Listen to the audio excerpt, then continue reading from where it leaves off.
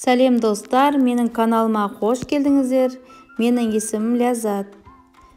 Бүгін біз үй жағдайында піскен еттен шұжық дайындайтын боламыз. Ол үшін біз піскен етімізді ет тартқыштан өткізіп аламыз, және де пияз бен сарымсақты да ет тартқыштан өткізіп алуды ұмытпаңыздар.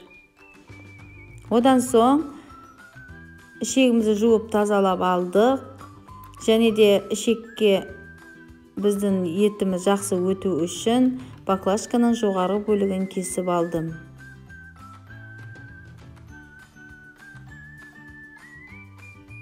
Енді біз ет тартқыштан өткізілген етке тоз, бұрыш, дәмдеуіштерімізді қосып, барлығын жақсылап араластырып алдым.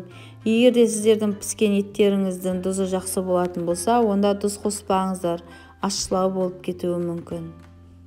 Менде тұзы кемдеу болғасын, мен тұз қостым. Достар, видеоны соңына дейін қараңыздар. Менің каналыма тіркеліп, лайк басып, пікір жазуды ұмытпаңыздар. Және де сіздерде осы рецепт бойынша шұжық дайындасаңыздар, онда пікірге қалдырып кетіңіздер. Және де достар, колокольчикті басуды ұмытпаңыздар.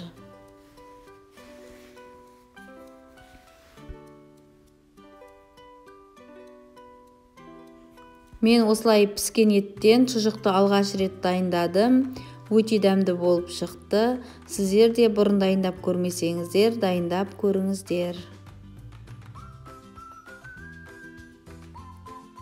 Ішекті өте тығыз қылмаңыздар, жарылып кетуі мүмкін.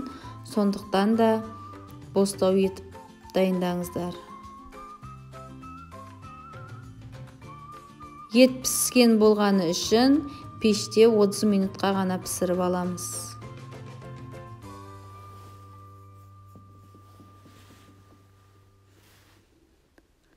Ішектің шетін жіппен байлап, одан соң инемен әр жерінен тесіп аламыз.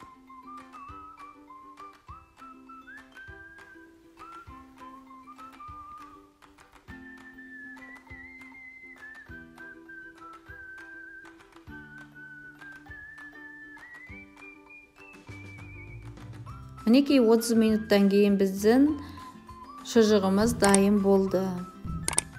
Сіздермен болған ләззат ас болсын достар. Келесі кездескенше сау болыңыздар.